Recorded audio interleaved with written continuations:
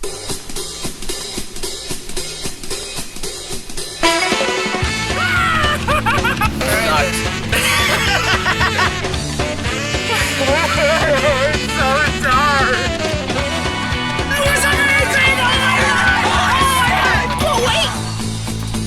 more! I'm back! CGI shit! I rest my case. It was fucking horrible!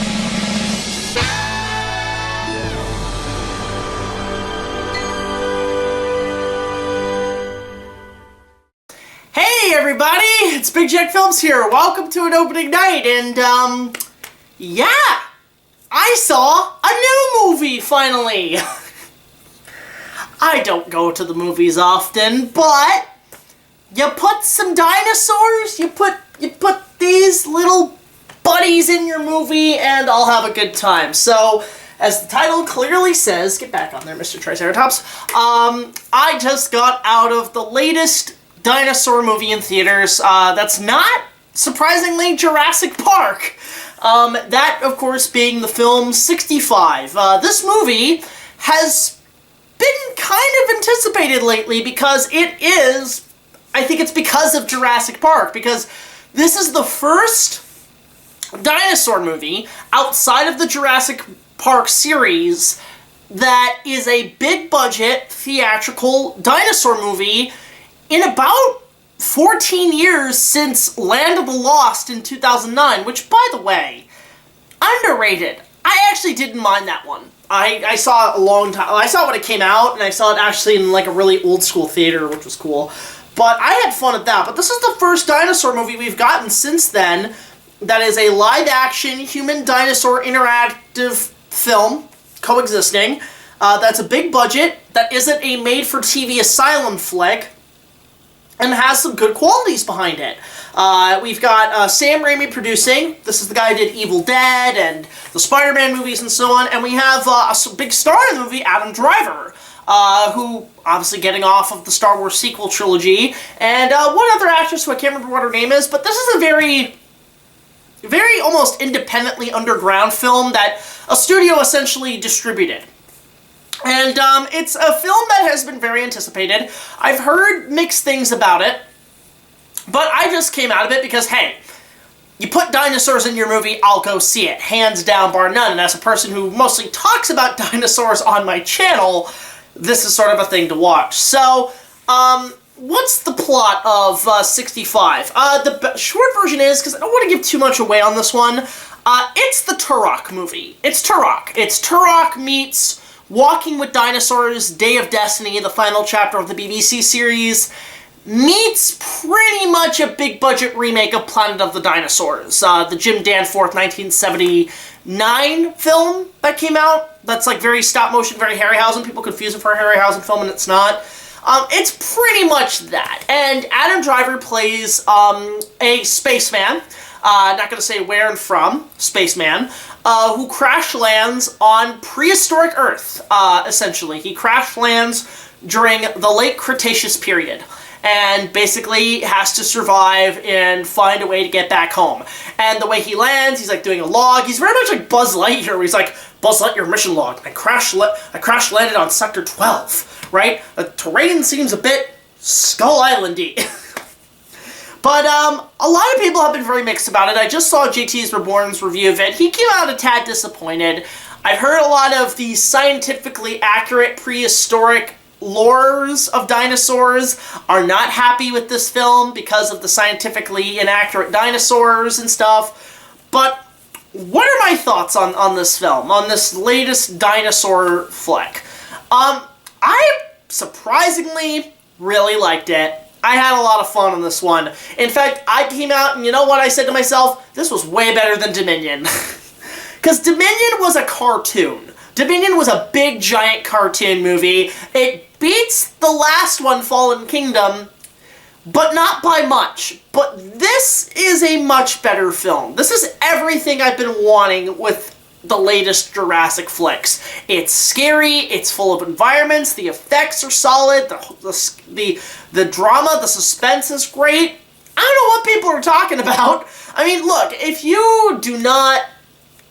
you're like a scientifically accurate motherfucker who needs all your dinosaurs to have feathers and be accurate, and not these big reptilian monsters that I'm accustomed to because I'm a sucker for the old school retro dinosaurs, or the retrosaurs as apparently they're called now, you're not gonna like this movie, I will guarantee you that much. But if you're just looking for another big budget dinosaur movie that isn't Jurassic Park, this is for you.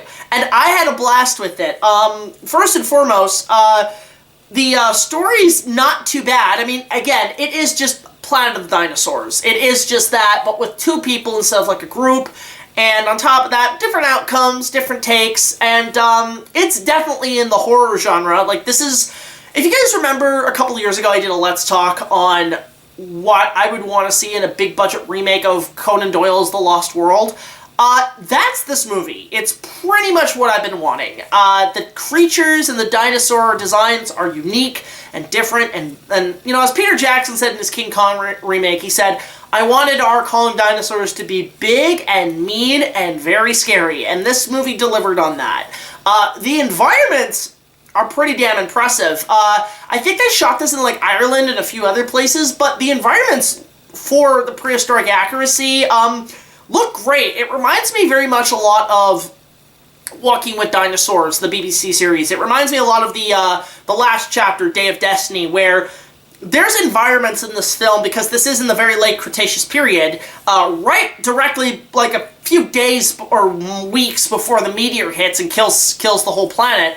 And they make that sort of an establishment, and they take a little bit from the scientific stuff and the prehistory that Walking with Dinosaurs established, which is mostly the volcanic vents that are not just hot and full of hot steam and volcanic stuff, but also incredibly toxic, and with the volcanic vents and the carbon dioxide, which can be very toxic. And they make that a plot point, which I do really like. But outside of that, you have amazing jungle environments, you have great different locations and different styles, like the swamp that the ship crash lands on. When Adam Driver just comes out, I'm like, oh, this is so Kong 05. I will admit, I mean, little minor spoiler, we'll get into spoilers later, you don't see the reptilian creature that's kind of murking in the swamps, which is kind of disappointing, but that's okay. But in terms of the dinosaurs are spectacular. But before I get to those, I should talk about the two actors. Adam Driver, again, is a solid actor. Like, he is a really good actor. He very much is sort of the next, the next Alan Rickman. Not just for how he looks, because a lot of people do compare him to Alan Rickman. In fact, I know Hogwarts fans, whichever's left of them, have been advocating for a Severus Snape spin-off movie where they get Adam Driver to play Severus Snape, which I'm like, you know what? That's decent casting. I would have gone for him as the Sheriff of Nottingham, actually, if he decided to do a prequel to Prince of Thieves. But he's really good in this movie. He plays a pretty solid survivalist, very much in the vein of, I mean, again, when he talks about his mission log, I'm like, this is so Buzz Lightyear. This is the better Buzz Lightyear movie, I'll say that much. And, you know, he's pretty much playing the spaceman, but he's very much in the vein of Charlton Heston in Planet of the Apes, with less on the going insane part. I think the only times he really goes nuts is because he's on survival. He's thinking about his family back home, and he's also caring for this daughter and all the trauma he's gone through and sort of a redemption. So a lot of that's in here. And Adam Driver, I don't know why he picked this particular project, but you know what? Kudos to him for doing something that's still in that sci-fi geeky genre and still delivering. Like, he can pick any role he wants after Star Wars, but this one, you know what? You could tell he had a good time with this one. You could tell he picked this because he's like, you know what? I like this idea. You know, like, and I like that about Adam Driver, that he can pick and choose what he wants to do. The girl in the movie, who I can't remember what her name is, solid actor. I don't know if, I mean, she probably does speak English, but like she has a different language, which makes the communication between her and Adam Driver pretty challenging as a plot point. And that's pretty solid. She does a great job in all the scenes where she has to like jump and run. There's one moment at the end, which I will get to, that I thought was pretty fucking awesome.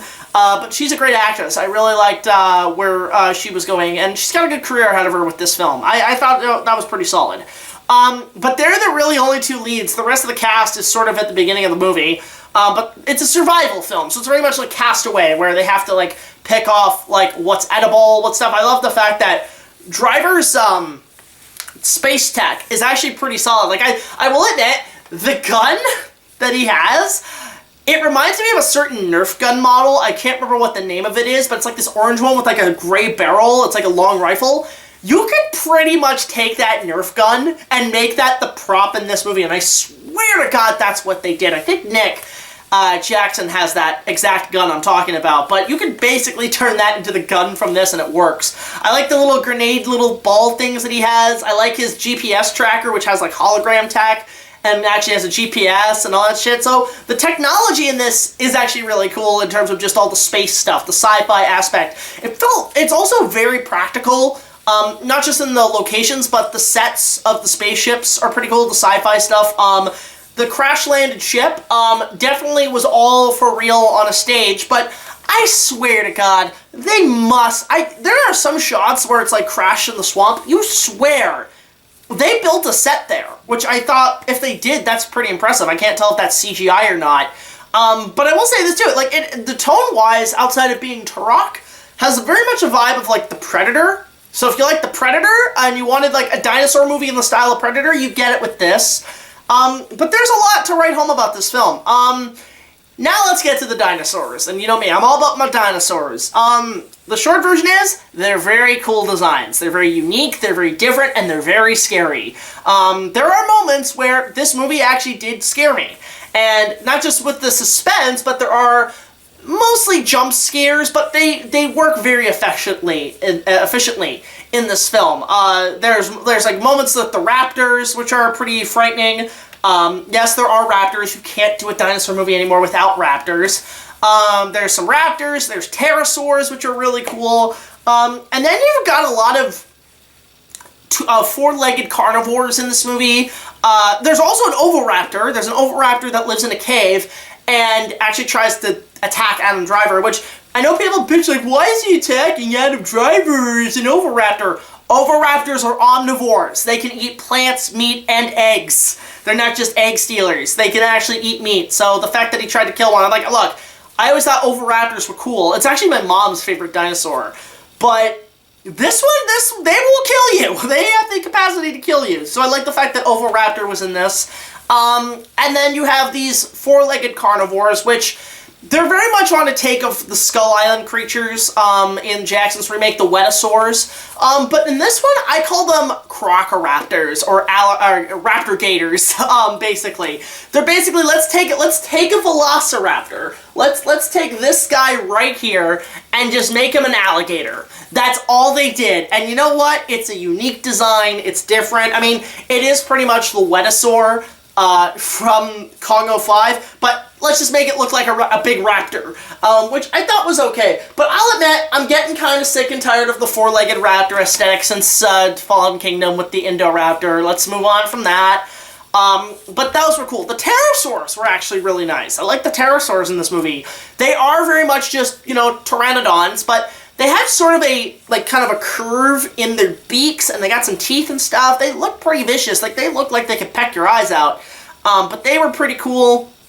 There's a couple bug creatures, which are really nice. I always like my little creepy bugs in my environments. And that is something I will say before we get to the big dinosaurs in this movie. What I really love about this movie, and it's something I can kind of relate to, I think it's why I enjoyed it a little bit more, is because I could kind of relate to what Adam Driver and them were doing, because this reminds me a lot of when I was a kid. When I was like a kid and a teenager and stuff, you know, I didn't really socialize much. So what did I do for 20 years living up north in the middle of nowhere on farmland and forest land?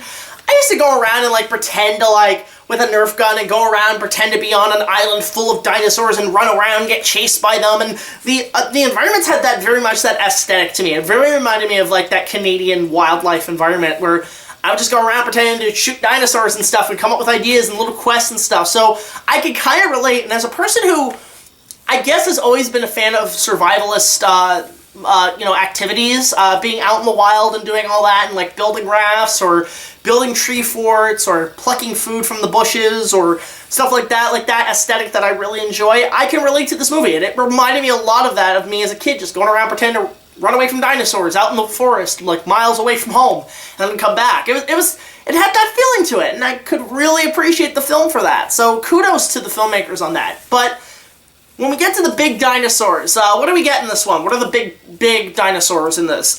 We get T-Rex. T-Rex is represented here, but surprise, we get two. Spoilers, we get two T-Rexes, which that scene, and it's a scene where they have, there's the waterfall cave scene you see in the trailer, but then there's a scene with the escape pod, the status pod that they have to use to get home, and get a rescue mission going. It's the one flaw I have with one of the flaws I have with the film is that they're trying not to be Jurassic Park, but then there's times that they just can't help themselves. The two T-Rexes backing forth and budging the ship is pretty much the Lost World with the trailer. And I was just like, I'm like Timon, you just can't help yourself, can you? I was just like, okay, fine. Do the Jurassic Park thing with the eye looking in the window and the pupil moving and the light and turn the light off, okay, and the distraction and all that shit, like, we get it. You just can't help yourself because you don't know what else to do with the T-Rex, but the way they kill the T-Rexes are pretty cool. The fact that, like, this is probably the first dinosaur movie I've seen where a human takes out a T-Rex, two of them, with a fucking gun. You know, like, he takes them out with a gun. And I'm like, we don't ever see that. Every time you see the T-Rex, your only instinct is to run in these movies. This guy, Adam Driver, just takes the gun and just pew, pew, pew, shoots one of them just a few times, he's down, and then there's another one he takes out. Like, yes. And I thought that was really cool. That was impressive. That was awesome. I'm glad they did that. Because even in Lost World, when Roland Temple just, like, takes the tranquilizer and shoots the bull, or the matriarch, I can't remember which T-Rex they took back to San Diego, even then, we just cut away before they knock him out. And this one, there's like, no, knock him the fuck out, knock out the T-Rex, we're good. But then, plot twist, we have a bigger four-legged carnivore, bigger than the T-Rex, which, okay, it's not just a T-Rex, it's a four-legged T-Rex, and I'm like, okay, I'm alright with that. That was a unique design. I don't know if that's anywhere in the scientifically accurate books. I think they do take some liberties here. I guess the idea is that because, it's 65 million years ago, and Adam Driver as a spaceman is probably not from this planet, so the idea is that, oh, we were wrong about prehistoric science the whole time. Okay. It's not like Congo 5 where they evolved. This one, it's like, oh, we were completely inaccurate. These dinosaurs were just sometimes big giant fucking lizards. They weren't related to birds, even though some of them are. But the way they kill that big predator at the end, I thought, okay, that was cool. The way they kill it, because the little girl, Adam Driver and her follow this creature into the volcanic vents and try to get rid of him. But then the little girl, like, takes a bone, stabs him right in the fucking eye. I'm like, okay, that's awesome. That is badass. And then they, like, fry it with the volcanic glacier, and it basically reminds me of the end of the Jaws ride where the shark gets, like, electrocuted, and then the second animatronic comes up and it's all fried, like fish fried and shit. Like, oh, hey, Adam Driver, little girl, guess what we're having tonight? We're having fried T-Rex. It reminded me of that, so it reminded me of the Jaws. I was like, oh, that thing's disgusting. We really roasted him. It reminded me of that, which was cool. But I do have one other nitpick about the film. That's the fact that there's a very less emphasis on any herbivore dinosaurs. So there's no sauropods, there's no ceratopians, there's no stegosauri, there's none of those in the movie. I mean, there is one sort of polacanthus, sort of armored dinosaur that's in a quicksand, a baby one that they try to save and then gets easily eaten, which I like that. I like the fact that they didn't just save an animal. It actually was like, oh my god, it died. It doesn't matter if you let it loose, it's gonna get killed regardless.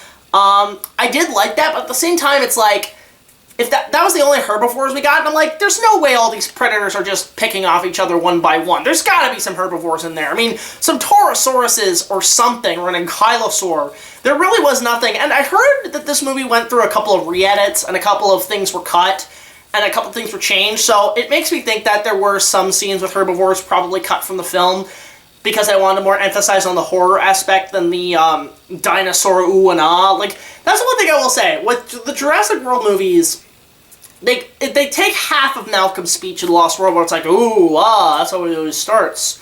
But then this movie, 65, they're running and screaming. You know, that's the movie. You get half and half of each. And, yeah, in comparison to The Last Jurassic World, this was a little better. They do both suffer the fact from the less dinosaurs. Like, this movie's kind of missing a few extra dinosaur scenes. But in terms of just character, and environment, and effects, and action, this is what I wanted from the last few Jurassic World movies. So, 65 overall. And also the music's pretty good. I really dug the music. And also, I will say, the music is done by a guy I've never heard of, and the effects are done by a company I've never heard of. So, kudos that these are some new effects artists and some new music guys involved. I hope they go places, because their effects here are pretty good, and the musical score is pretty solid. Whoever did the score, kudos to you. I hope you get a career down the line. I can't wait to hear more, because the score here was actually pretty solid. So, 65. The short version is, I would recommend this as a matinee. I would recommend this if you go see it on a Tuesday, a $2 Tuesday, and go see it as a matinee, and just kill a good hour and 45 minutes of your time. This is a fun little sci-fi dinosaur survival movie. It beats anything from The Asylum. It beats The Last Jurassic World, and it's just overall a good time. And I really hope this opens the door for more of Hollywood to say, you know what? We can still make dinosaur movies in our Jurassic Park. We can still make some decent flicks. I mean, again, this is sort of what I wanted from the last few movies, but also what I would want from a big-budget remake of The Lost World. This just had less of a budget and no Ridley Scott involved, but this is sort of what I've been wanting. Now, do I want a dinosaur movie that does have more scientifically accurate dinosaurs? Oh, absolutely. Absolutely. I would love to have that someday, with feathers and shit. But this was a fun romp. This was a fun time. I enjoyed myself. It's pretty much a pun intended. This is a 6.5 out of 10. It's not perfect, but it's just a fun, entertaining flick. If you're big into dinosaurs, you'll like this. If you're big into horror movies with dinosaurs, you'll like this. If you like Adam Driver, you'll really like this. This is a solid film. I would recommend it, especially around this season where I don't know what other movies are coming out. I know Scream 4 or Scream 6 is out, which is just Ghostface Takes Manhattan. I hope that guy bumps into Jason at some point. But outside of that, which is actually, from what I heard, doing really well, go see 65 if you got nothing to do. I don't know what else is out in theaters. I don't know what's coming out next. But this is a good time. I would recommend this one. So let me know your thoughts on 65 in the comments down below. Do you think it's good? Do you think it's bad? Do you think it's still a problem with dinosaur movies? Do you think it's just opens the door for more dinosaur flicks? Let me know in the comments. So, until the next video, like, comment, subscribe. I'll see you guys later. BigJackFilms signing off. Don't know what I'm reviewing next week.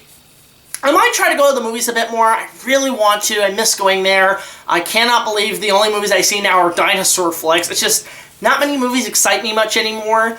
But, I don't know. I'll see what's happening next time. I don't know what's coming out, but I'll keep an eye out on the summer movie season. I do want to see The Flash. That is a given. But this was one of the few movies I wanted to see this year, and I'm glad I did. So, until the next video, like, comment, subscribe. I'll see you guys later. This is BigJackFilms signing off saying, go check out 65, and, this is not a walk in the park. This is a decent dinosaur movie. Until next time, take it easy.